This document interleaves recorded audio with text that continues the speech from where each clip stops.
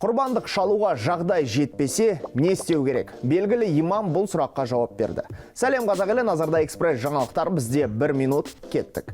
Бұл елімізге белгілі имам Нұрлан Қажы Байжігітұлы. Қарапайым тілмен құрбандық шалуға шамасы жетпегендерге не істеу керегін айтып берді. Жалпы құрбан деген не?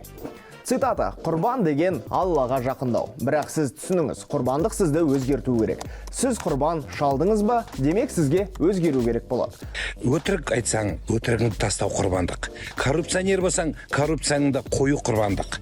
Әйел сабайтын болсаң, әйелді ұруды қоюың құрбандық. Атана сыйламайтын болсаң, атанаңды сыйлау құрбандық. Күнә істейтін болсаң, күнәні қою құрбандық. Темекі шексең, темекі шегуді қою құрбандық. Және арақ ішсең, арақты қою құрбандық. Яғни, құрбандық шалуға жағдай жетпесе, күнә істерді жасауды тоқтату жеткілікті.